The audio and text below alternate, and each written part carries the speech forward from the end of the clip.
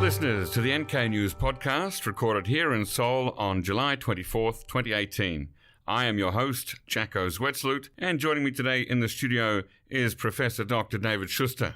We'll be talking about humor and comedy and film in North Korea and sex symbols and Marilyn Monroe. Once again, NK News is offering a free year's subscription to one reviewer who reviews our podcast, not only at iTunes, but also at other platforms. Also, you can save $50 off your NK News subscription by using the code PODCAST at the checkout. Don't forget, if you enjoy this podcast, please share it with others so that our listenership will continue to grow. Now, to introduce our guest today, Dr. David Shuster is a historian of modern Korea. His research focuses on cultural politics, film and visual culture, and everyday history of the two Koreas during the Cold War period. His current book project, From Kim Il-sung to Donald Trump, The Making of a Postmodern Circus State, examines the role of comedy and circus in North Korea's domestic politics and its relations with the outside world. David graduated with a BA in International Relations in 2005 from, and I'm going to say this wrong, MGIMO University in Moscow. It may be MGIMO, but I'm not sure. As an undergraduate student, he spent a semester attending Kim Il-sung University in Pyongyang, North Korea. He later received both his AM in 2007 and PhD in 2014 from Harvard University in Modern Korean History. Welcome, Dr. David Shuster. Hi, Jacko, and thank you so much for having me on the program today. All right. Now, when I first got to know you 3 years ago in 2015, I was writing my own master's dissertation on North Korean comic books, and it was through your own master's dissertation called The Role of Animation in the System of Ideological Education of North Korea, and your follow-up doctoral dissertation titled A Jester with Chameleon Faces, Laughter and Comedy in North Korea, 1953 to 1969.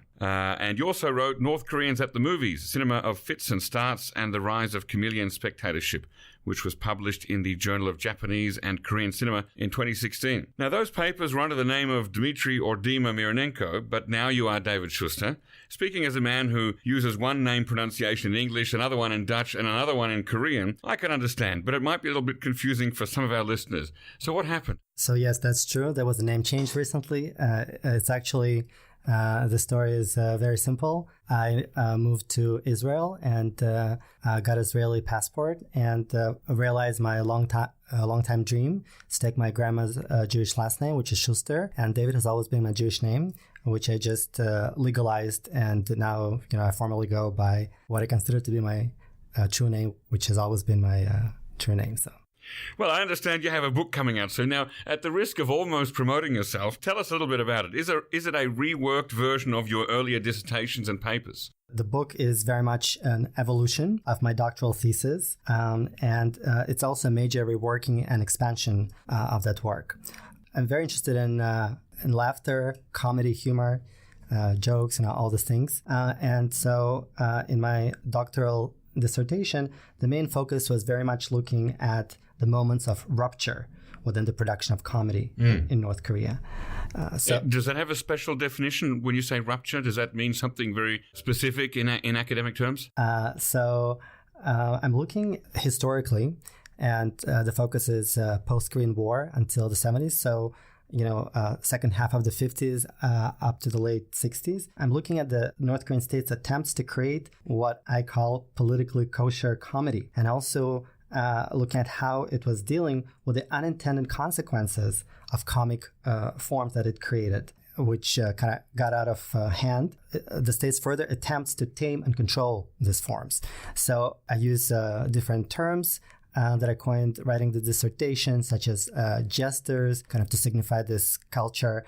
Essentially, it was a culture of nonconformism, and also kind of the wrong, unintended laughter, the inadvertent consequences of making comedy. Actually, to illustrate this point, I often in my talks and in my class, when I teach this content, I like to show a very well-known, probably to the Western audience, clip from Singing in the Rain, the American classic. And the sequence is, I call it out of sync sequence, precisely captures very much of the mayhem that was going on at the time in North Korean movie theaters, where the exhibition of films in the movie theater ran into all sorts of technical problems. Essentially, it was ridden by a glitch, and that's what I call the cinema fits and starts. So the projector was broken, or exactly. The lights went off, or something. Exactly. It was not broken. It got broken in the middle of the show. So it was kind of, you always had to be on edge, expecting all sorts of things to happen that really interrupted the show and transformed the very nature of those films that were intended to be educational, propaganda, often with serious political content. So at the end of the day, audiences came to see in the eyes of the government and in their hopes serious, edifying political drama, but they ended up enjoying a virtual, what I call socialist vaudeville, the circus of a cinema rather than cinema verite. That the state was trying to deliver. So this is precisely the moments of rupture that I look at. So now to go back to your question about the book, in the book I theorize and elaborate on the concept of the circus state, as is evident from the title. And what does that mean? What does it mean? Great question. Everybody wants to know. I want to know myself too. And hopefully I have or will have a satisfying answer for my readers by the time I finish my manuscript. A good place to start is to evoke a more familiar concept of the theater state. So many of you probably are familiar with the circus, with the theater state. It has been theorized about half a century ago by a Harvard graduate, Professor Clifford Geertz, who was renowned, among other things, for this concept. For many years, he taught at Princeton. So the concept was later became very popular and used outside his more narrow context. He looked at pre-modern Indonesian state, so it was applied to the modern state. Researchers of Japan, Korea, most recently it's been applied to North Korea by many scholars. I really first was introduced to this concept in graduate school.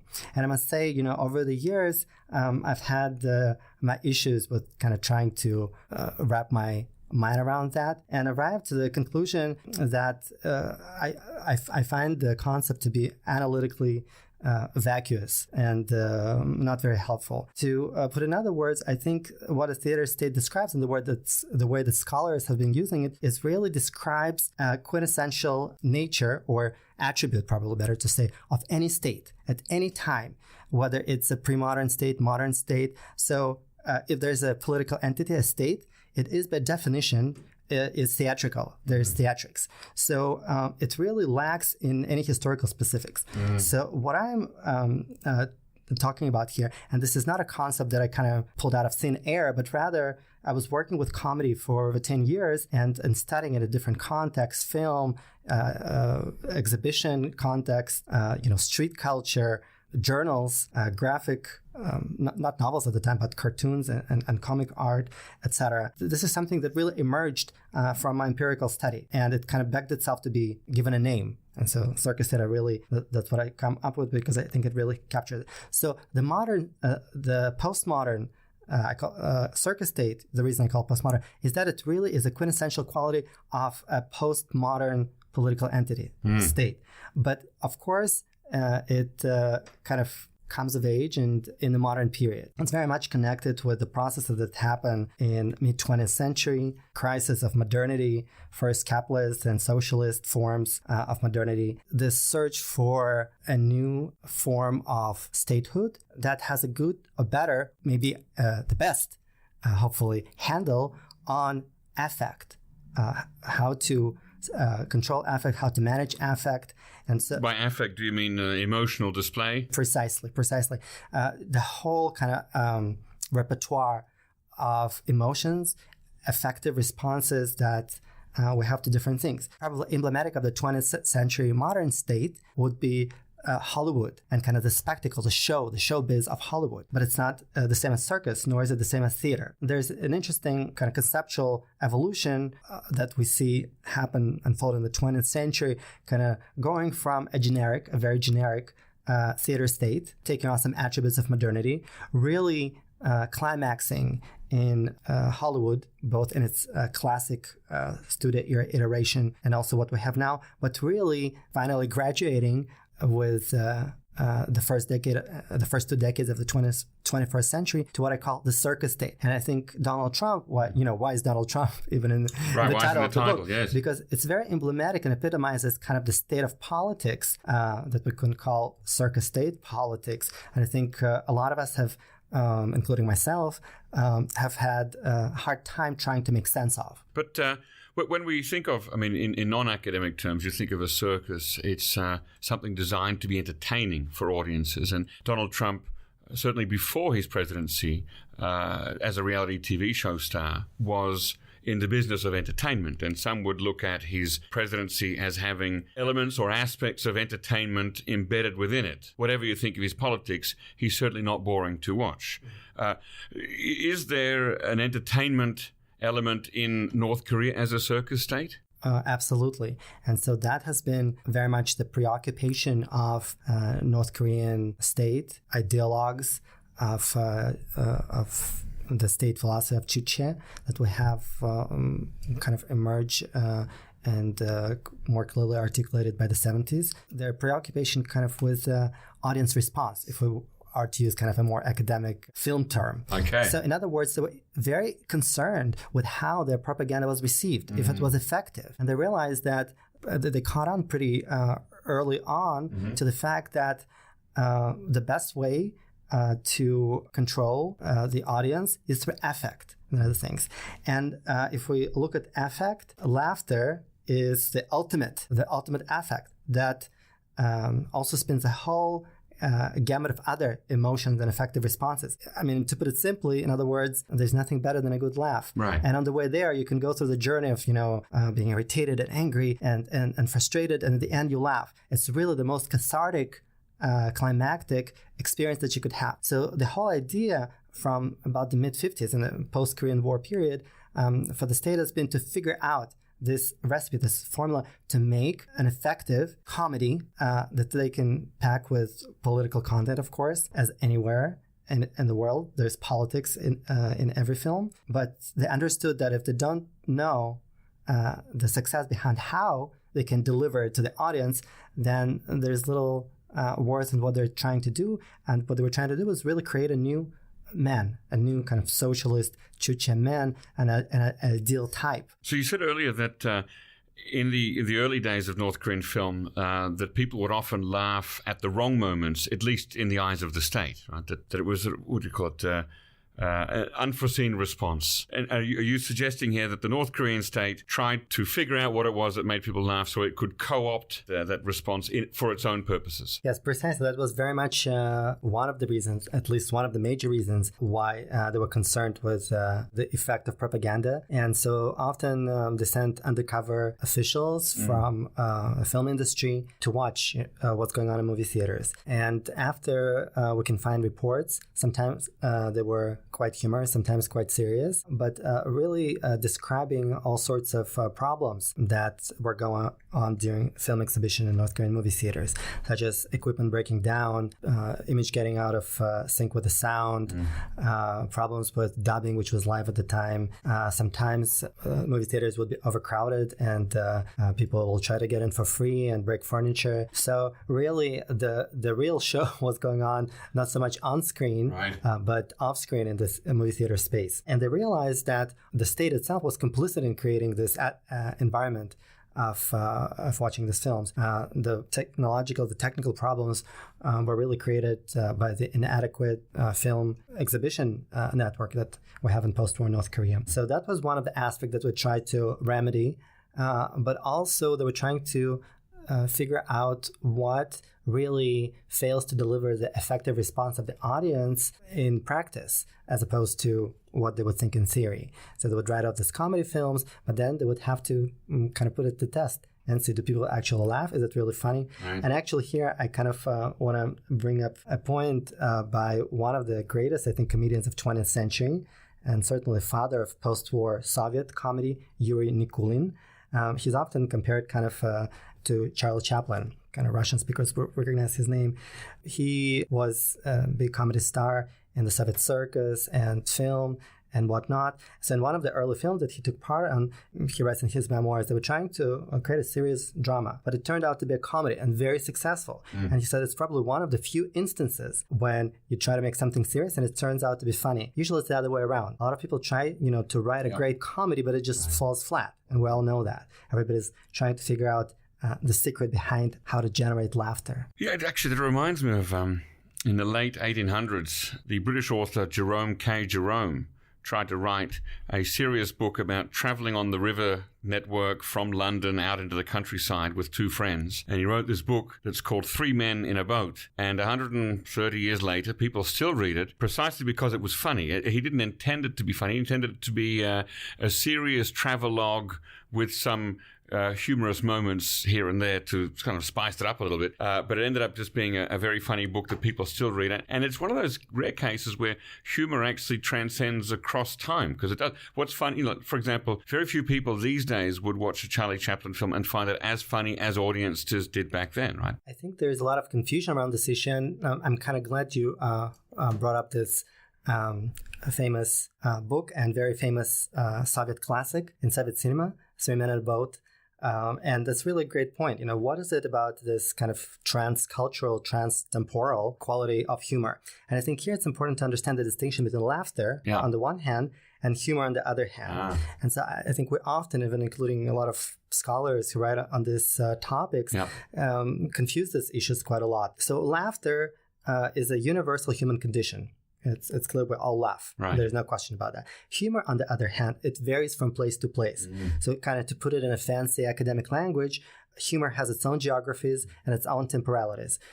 In other words, in different places and at different times, people would not necessarily laugh at the same things. But everybody tries kind of to study and to write, to create humor, hoping to understand something about laughter and trying really to evoke laughter. So behind all that, laughter is what we want to get at. And of course, there are different varieties of the comic. There's satire, there's humor, there's irony, etc. But comedy really has emerged as a privileged method, as a technique in the 20th century, perhaps the most common in 20th and 21st century because of the rise of mass culture. And really, everybody's focused on figuring out this method, how to make people laugh. So North Korean joke books, such as the ones that I've got, these are not things that you study then, sort of choice on humor. I do not study them as an end in itself, but I certainly looked at them in the context of my research because it's interesting if we kind of turn to the history of comedy and laughter in North Korea. It was very much a result of Soviet policy in the wake of Stalin's death.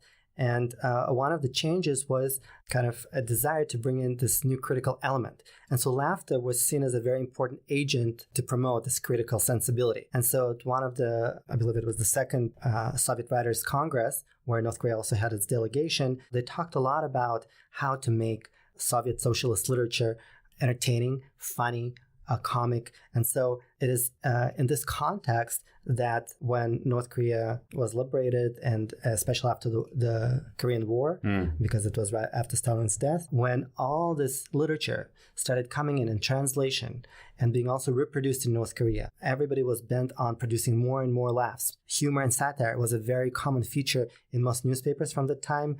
There were satirical journals published, but at the same time, it also generated this confusion about, okay, what sort of laughter are we generating? And it forced the state with the late 50s to seek a deeper understanding of comedy and what gives rise to laughter. We think of North Korea as a state trying to create a certain emotional response in its citizens. We don't normally think of laughter as being the response that's designed. We do think most visibly of crying as a response that the North Korean state wants from its people. The uncontrolled weeping, for example, in front of the statue of Kim Il-sung or the statue of Kim Jong-il at their deaths, and the annual memorials. And so, what do you think about weeping and crying as a desired affect that the North Korean state tries to create in its citizens? There's certainly a lot of crying and weeping that happens in North Korea, and a lot that makes it into the media, the images, the videos that we get. Whether it is the ultimate effect that the state wants to achieve, this is a big question. This is not really what my research is pointing to. Probably the best way to put it is that this is essentially two sides of the same coin. We can think of it as laughter through tears. The most truthful, genuine way to laugh is when you laugh and cry and everything, but ultimately even the tears have to lead to laughter. Actually, that's very clearly captured and articulated in North Korean ideology of building an ideal Juche state, kind of this utopian vision of a just society that communists, socialists, and also in other times under different names, people always trying to bring back this paradise or find this paradise on earth. And so to put it short and simple, you go through tears, you go through deprivation and hard times, so that at the end you'll be able to laugh and look back at all of this and really appreciate and see it in a very different light. And I think here the words that are often attributed to Chaplin illustrate this point well. And he said that life is a tragedy when seen in close-up, but a comedy in long shot. That really there's something divine. There's something divine about the comic, about comedy. Anyway, what I'm trying to do is to bring down this somewhat rarefied ideas and concepts at a mundane and existential level and focus on a case study. The ontology, trying to understand the ontology of laughter. What is its nature? But the only way I've understood studying many practitioners of the comic and theorists, not just in Asia, but around the world, I've come to understanding that the only way to really get anywhere close to understanding this is only through studying very scrupulously the mechanics of laughter. How it is only through understanding how to make good comedy we can understand anything at all about laughter on a kind of more conceptual level. Okay, let me change track a little bit here and ask you a very broad question about researching North Korean culture and cultural products. What is a mistake or some mistakes that researchers commonly make when looking at North Korean culture? Perhaps the biggest mistake is that really unwilling to remove their own cultural biases and lenses through which they look at a different culture, at looking at the other. Quite often we get more reflection of the self rather than any meaningful exploration and study of the object, in this case, North Korean culture. And it's even more surprising and frustrating to see this unfold in the field of North Korean studies. If you were just to move to another field, people wouldn't publish these works. It will get very serious criticism, and it will be, at very substandard level. However, there's something about, and it has probably very much to do kind of with the hype and the commercial aspects of publishing in North Korea, is that people can get away with that. They don't have to remove their cultural glasses in order to put out anything there in North Korea. The audiences have been, I guess, by now trained to be willful recipients of this kind of fare. So that's very frustrating because there's some kind of unfortunate consensus. Is it important to, or is it possible to read against the grain when looking at North Korean cultural products and find alternative and subversive readings? You have to really imagine not just what the intention was of the producer, right. What do they want to do with it. It's out there. The intention is, it doesn't require any research, really. It's plain and simple. But really, what it turns out to be in practice, often it's heaven and earth. There's such a big gap.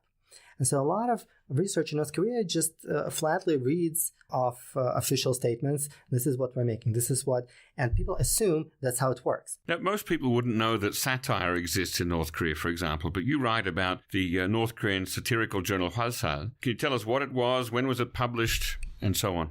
So Hwasal was a journal that was launched in the late 40s. I believe it was 48 or 49, shortly before the Korean War. It was actually published throughout the war, and I believe it was discontinued sometime in the early 60s. It's very much a product of the Soviet policy in North Korea that I mentioned earlier, of bringing humor and satire to the Soviet sphere and kind of trying to remedy the public political mistakes committed under Stalinism through kind of this injection of critical humor. So satire was seen as kind of as this weapon against a lot of issues that emerge when people forget how to laugh or start thinking of it as a secondary and important thing. But that met with a lot of issues in North Korea. It had, among other things, a very strong Confucian influence and continues to have it under different names and in different forms. As you can imagine, probably living in Korea, South Korea, for a long time, laughing at somebody in their face is the worst thing you can do. It's all about saving face. It's all about not pointing out the mistakes, the blunders of the other party. It's just quintessential. And this is exactly, it was like cultural rape, you can think about it,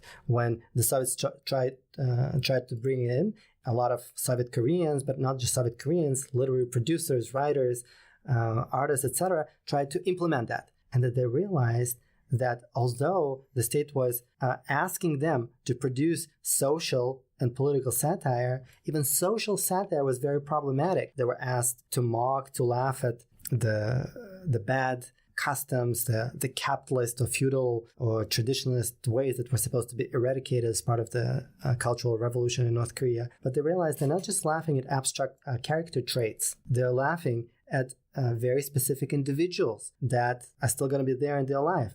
One of the most difficult things was really to get people to write in the genre. I came across a lot of interesting material that just tries to convince writers that it's an honorable thing to write humorous and satirical sketches, for example, and they should take it up. But it really avoids the issue of that it has very serious social consequences for the writer of this kind of material. How has North Korean cultural production changed in recent decades? For example, is North Korea making as many movies as it once did? My focus has, as I mentioned, been very much comedy. So I haven't really looked at the entirety of cultural production if it doesn't have any comic element or is concerned with laughter production of comedy. But even in that area, there's been a lot of work over the years. An interesting phenomenon is that satire kind of was very much condemned and by the North Korean state in the late 50s, and they tried to create kind of a politically correct, innocuous comedy that wouldn't offend anyone. And they really make a comeback to satire briefly and very carefully in the 70s. There's some research out there by one of my colleagues, but really in the 90s, late 90s, there's kind of this very careful attempt to use satire again. I've been looking mostly at comedies, romantic comedies as one of the privileged genres. I must say that one of the best films that I've seen has come out recently. It has been a joint production between North Korea and I believe Belgium and the UK, maybe France. There are a few. Comrade Kim Goes Flying? Yeah, you've seen the movie. So in fact, I have a chapter in the forthcoming book devoted to this film.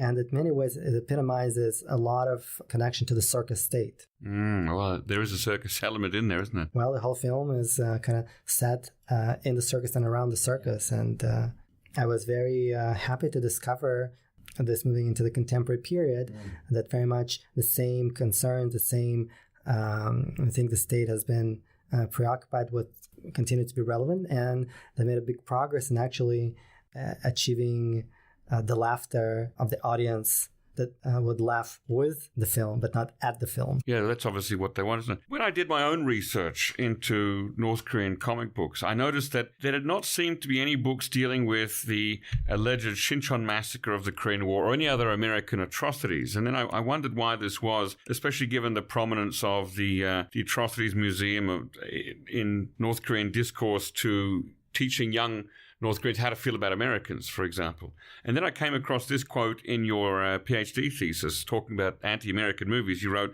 quote, "Critics were alarmed that, contrary to their expectations, some anti-American films produced by the North Korean studio in the 1950s, which showed caricaturized images of the enemy, failed to stir up hatred and outrage among younger viewers. For instance, an action film made during the Korean War, 소년 발치산, or Young Partisans, was criticized for having prompted reckless adventurism among adolescent filmgoers, while terrifying younger children in the audience with naturalistic scenes of U.S. military atrocities." End quote.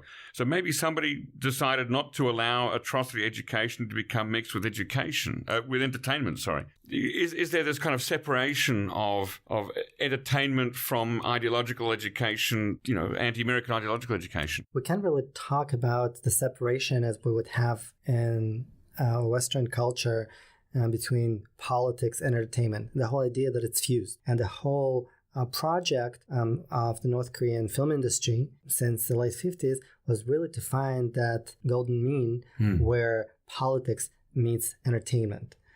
So precisely the problem was, how do you get across this content where you want the audience to experience outrage and get fired up, for a good moral cause, without scaring them, without kind of having this unintended. So the laughter is not an end in itself. Probably the best way that we could think about it is that why laughter would be as I said, the ultimate affect is that because it makes you feel good. So at the end of whatever lesson you have to go through and learn in any given film, you have to come out of it feeling good. And then it will have the intended effect. This is not bourgeois society. We don't do art for art's sake.